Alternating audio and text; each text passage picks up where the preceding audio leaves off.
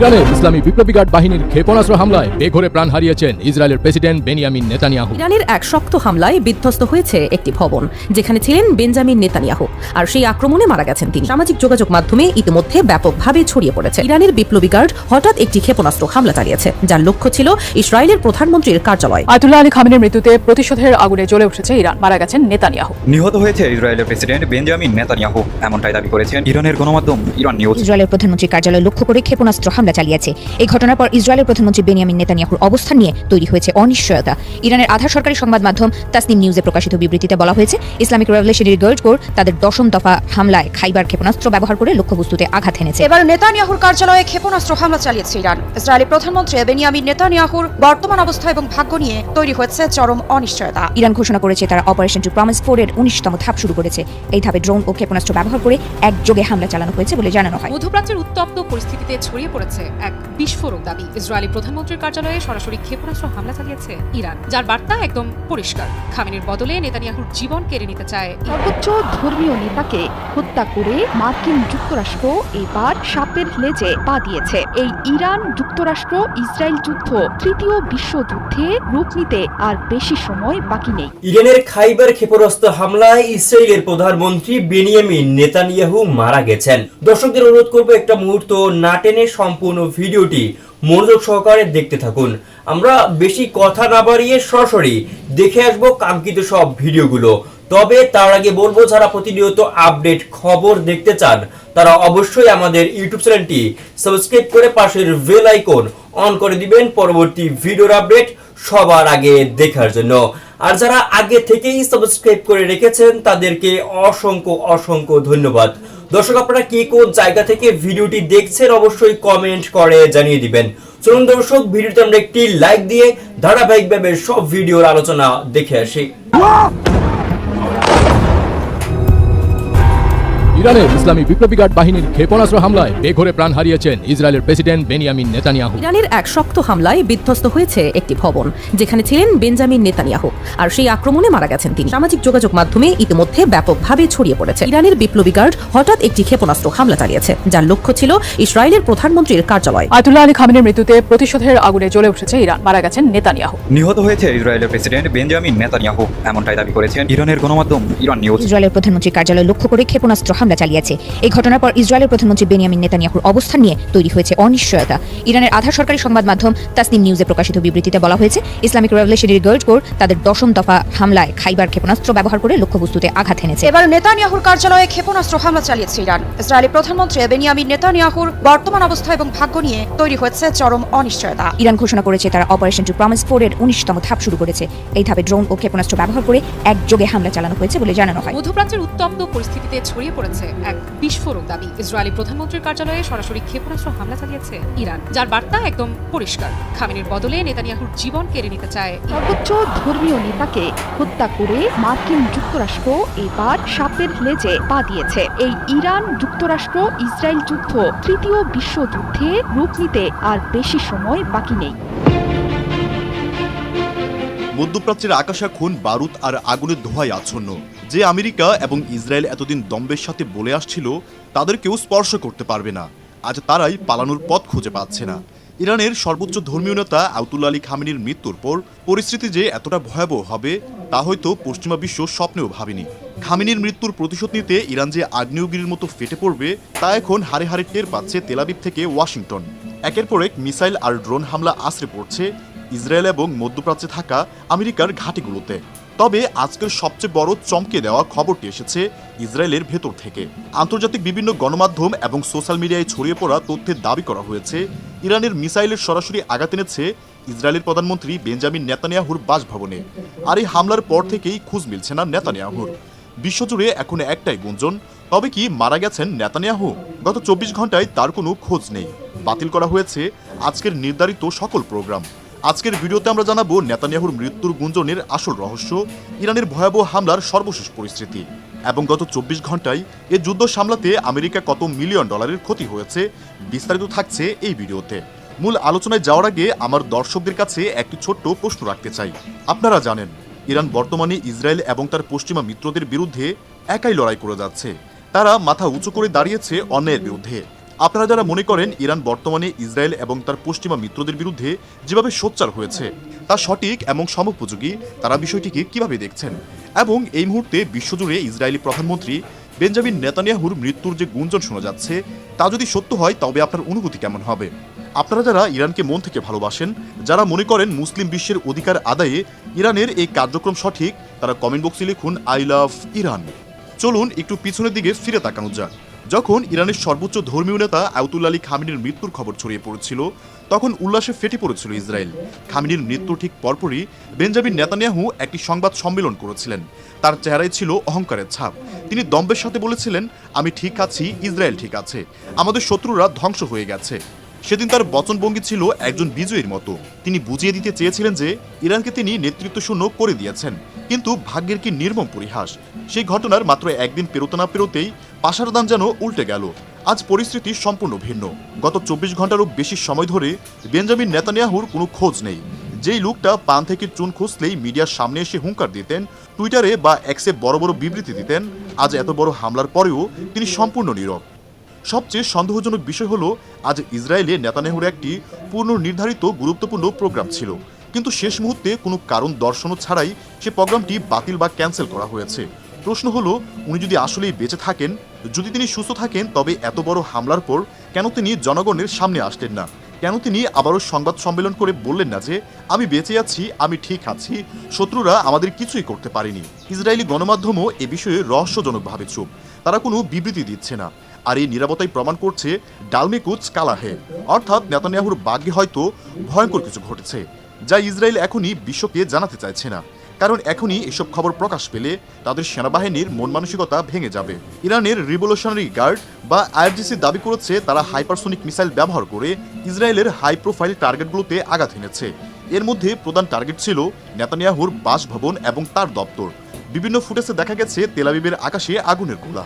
ইসরায়েলের গর্বের ধন আয়রন ডোম আকাশ প্রতিরক্ষা ব্যবস্থা ইরানের এই মিসাইল বৃষ্টি থামাতে সম্পূর্ণ ব্যর্থ হয়েছে। প্রত্যক্ষদর্শীদের মধ্যে হামলার তীব্রতা এতটাই বেশি ছিল যে আশেপাশের ভবনগুলো কেঁপে উঠেছে, ধোঁয়ায় আচ্ছন্ন হয়ে গেছে পুরো এলাকা। এই হামলার পর থেকেই ইসরায়েলি প্রশাসন কার্যত অচল হয়ে পড়েছে।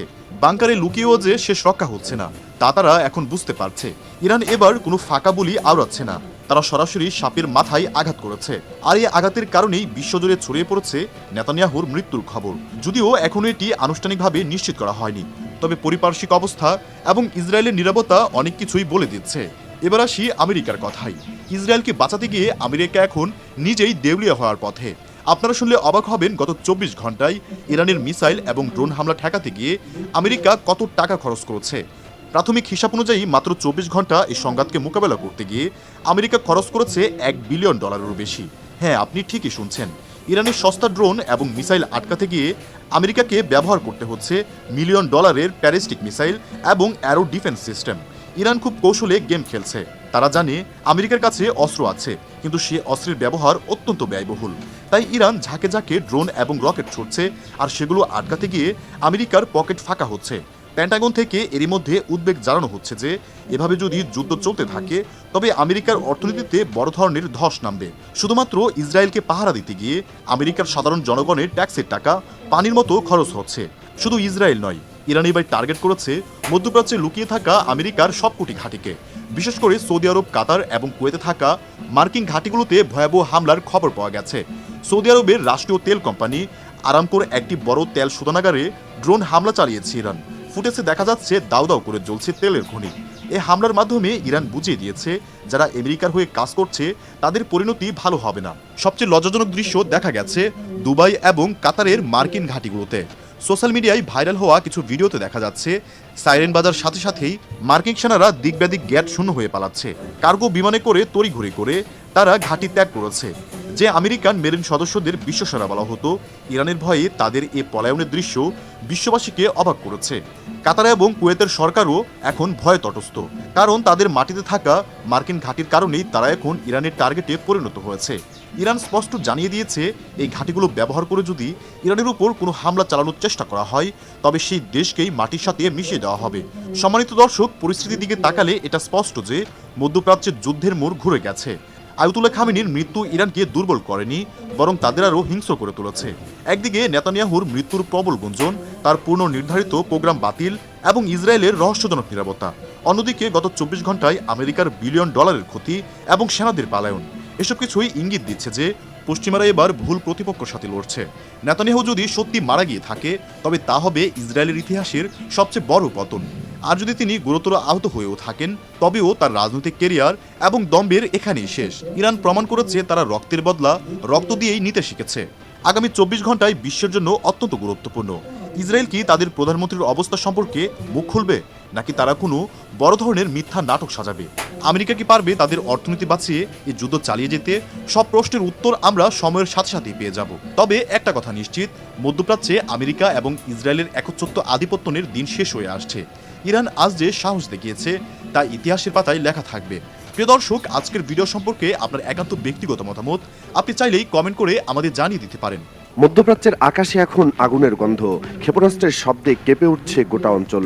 একদিকে আমেরিকা, অন্যদিকে ইসরায়েল, দুই পরাশক্তি মিলে যে দেশটিকে গুড়িয়ে দিতে চাইছে সেই দেশটির নাম ইরান। কিন্তু এই যুদ্ধের শেষটা কেমন হবে সেই প্রশ্নের উত্তর যখন এলো, তখন গোটা বিশ্ব থমকে দাঁড়ালো। কারণ উত্তরটা এলো এমন একজনের মুখ থেকে যাকে কেউ ইরানপন্থী বলার সাহস রাখে না। উত্তরটা এলো খোদ মার্কিন সামরিক বাহিনীর অবসরপ্রাপ্ত কর্নেল ডগলাস ম্যাকগ্রেরের মুখ থেকে। তিনি বললেন ইরান জিতবে।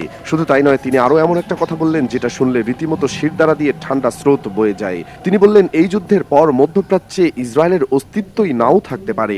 এখন প্রশ্ন হচ্ছে, এই ডগলাস ম্যাকগ্রের আসলে কে? তিনি কি কোনো সাধারণ বিশ্লেষক, কোনো ইউটিউব কমেন্টেটর? মোটেই না। ডোনাল্ড ট্রাম্প যখন প্রথমবার হোয়াইট হাউসে বসেছিলেন, তখন তার প্রতিরক্ষা মন্ত্রী ছিলেন দুইজন, জেমস ম্যাট্রিস এবং মার্ক এসপার। এই দুজন প্রতিরক্ষা মন্ত্রীর সামরিক উপদেষ্টা ছিলেন এই ডগলাস ম্যাকগ্রেরার। অর্থাৎ আমেরিকার প্রতিরক্ষা নীতি যারা ঠিক করতেন, তাদের কানে কানে পরামর্শ দিতেন এই মানুষটি। সেই মানুষটি আজ বলছেন ইরানকে হারানো সম্ভব নয়। এই কথাটা কতটা ভারী সেটা একটু ভেবে দেখুন। গণমাধ্যমকে দেওয়া একটি সাক্ষাৎকারে ম্যাকগ্রের খুবই স্পষ্ট ভাষায় বললেন ইরান উইন উইন, ইরান এই যুদ্ধে জিতবে। কিন্তু কেন কেন একজন মার্কিন সামরিক কর্মকর্তা তার নিজের দেশের পরাজয়ের কথা বললেন? এর পেছনে যে কারণগুলো তিনি তুলে ধরলেন, সেগুলো একের পর এক শুনলে বোঝা যায় এটা কোনো আবেগের কথা নয়, এটা নির্মম বাস্তবতার হিসাব। প্রথমেই তিনি বললেন ইরানের ভৌগোলিক অবস্থানের কথা। মধ্যপ্রাচ্যের মানচিত্রে ইরানের যে অবস্থান, সেটা কৌশলগতভাবে অসাধারণ। দেশটির চারদিকে পাহাড়ে ঘেরা, সাধারণ কোনো পাহাড় নয়, বিশাল বিশাল পর্বতশ্রেণী যেগুলো প্রাকৃতিক দুর্যোগের মতো কাজ করে। বাইরে থেকে কেউ ঢুকতে গেলে এই পাহাড়গুলোই তার প্রথম শত্রু হয়ে দাঁড়াবে। এরপর আসে ইরানের বিশাল আয়তনের কথা। দেশটির মোট আয়তনের প্রায় অর্ধেক দুটি মরুভূমির দখলে আছে, দাশতে লুত এবং দাশতে কাবির। লুত মরুভূমি এবং কাবির মরুভূমি, এই দুটি মরুভূমি এতটাই নির্জন, এতটাই জনশূন্য যে সেখানে শত শত কিলোমিটার পাড়ি দিলেও একটি মানুষের দেখা মিলবে না। তেহরান থেকে মাশহাদ যেতে হলে এই মরুভূমির পাশ দিয়ে যেতে হয়, এবং যারা সেই পথে গেছেন তারা জানেন সেখানে শুধু শূন্যতা আর নীরবতা ছাড়া কিছুই নেই। কিন্তু এই নীরবতার নিচেই লুকিয়ে আছে ইরানের সবচেয়ে ভয়ঙ্কর শক্তি। এই দাশতে লুত এবং দাশতে কাবিরে ইরানের সমস্ত সামরিক পরীক্ষা নিরীক্ষা চলে। শত শত হাজার হাজার ক্ষেপণাস্ত্র এবং ড্রোন এই মরুভূমির বিভিন্ন স্থানে মোতায়েন করা আছে। পাহাড়ের গুহায়, উপত্যকায়, আড়ালে, টিলার পেছনে কোথায় কি লুকানো আছে সেটা শুধু ইরানিরাই জানে।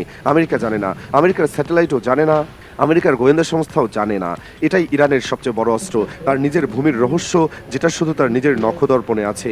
ম্যাকগ্রেগর বলেন ইরানকে যদি সত্যি পরাজিত করতে হয়, তাহলে স্থল অভিযান ছাড়া কোনো উপায় নেই। আকাশপথ থেকে বোমা ফেলে ইরানকে হারানো যাবে না, কিন্তু স্থল অভিযান চালাতে গেলে আমেরিকা এমন একটা ফাঁদে পড়বে যেখান থেকে বের হওয়ার রাস্তা থাকবে না। কারণ ইরান গেরিলা যুদ্ধে অত্যন্ত দক্ষ। সিরিয়ায় তারা যুদ্ধ করেছে, ইরাকে করেছে, ইরান ইরাক যুদ্ধে 8 বছর ধরে লড়াই করেছে। এই অভিজ্ঞতা তাদের রক্তে মিশে গেছে। পাহাড়ের প্রতিটি বাঘ, মরুভূমির প্রতিটি ঢিবি তাদের চেনা। বিদেশি সেনাদের জন্য এই ভূমি হবে মৃত্যুকূপ। এরপরে আসে সমুদ্রের কথা। ইরানের উত্তরে কাস্পিয়ান সাগর, দক্ষিণে পুরোটা জুড়ে পারস্য উপসাগর। এই দুটি জলপথ ইরানকে দিয়েছে অভূতপূর্ব কৌশলগত সুবিধা। দক্ষিণে পারস্য উপসাগরের তীরে রয়েছে হরমুজ প্রণালী, যেটা ইরানের হরমুজগান প্রদেশের কাছে অবস্থিত। বন্দর আব্বাস এই প্রদেশেই। হরমুজগানের উপকূল থেকে নামলেই হরমুজ প্রণালী, এবং এই প্রণালী কার্যত ইরানের নিয়ন্ত্রণে। ইরান চাইলেই যে কোনো মুহূর্তে এই প্রণালী বন্ধ করে দিতে পারে, এবং বাস্তবে তা করেছে। ইতিমধ্যে হরমুজ প্রণালীতে ব্রিটিশ দুটি জাহাজের ওপর আইআরজিসি হামলা চালিয়েছে।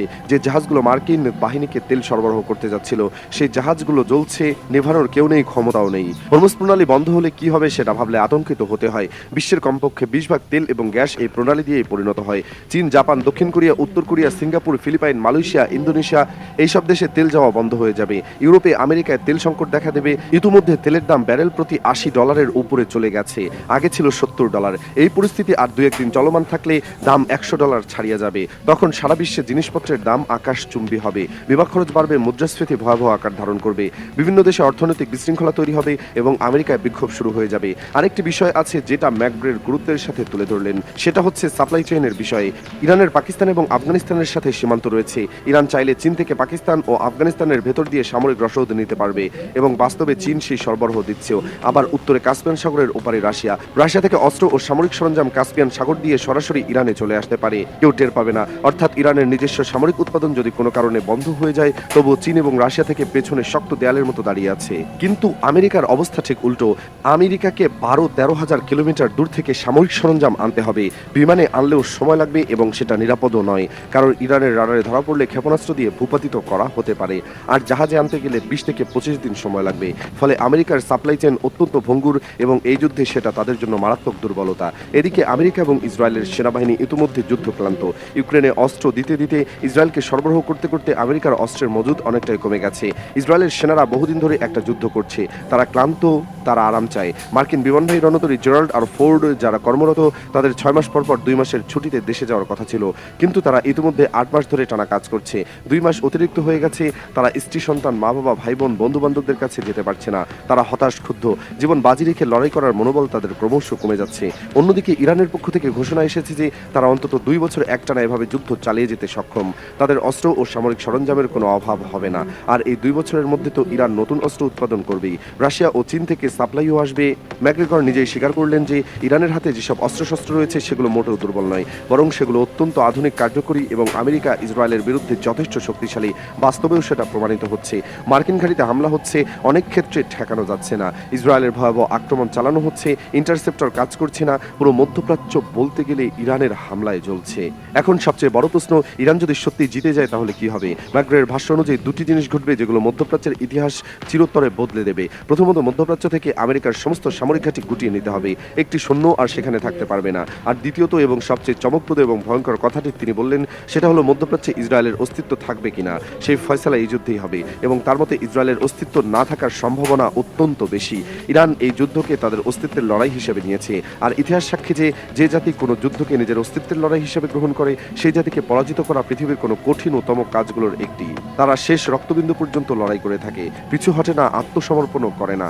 এই চিত্রকে আরো জটিল করে তুলেছে আন্তর্জাতিক মেরুকরণ। রাশিয়ার সাবেক প্রেসিডেন্ট দিমিত্রি মেদভেদেভ ইতিমধ্যেই সতর্ক করে বলেছেন, বর্তমান পরিস্থিতিতে যে কোনো সময় তৃতীয় বিশ্বযুদ্ধ শুরু হয়ে যেতে পারে। আর তৃতীয় বিশ্বযুদ্ধ যদি সত্যিই শুরু হয়, তাহলে রাশিয়া এবং ইরানের পক্ষে যুক্ত হবে এই সম্ভাবনা প্রবল। সেক্ষেত্রে পরিস্থিতি সম্পূর্ণ অন্যরকম হয়ে যাবে। আমেরিকা এবং ইসরায়েল একদিকে আর রাশিয়া, চীন অন্যদিকে।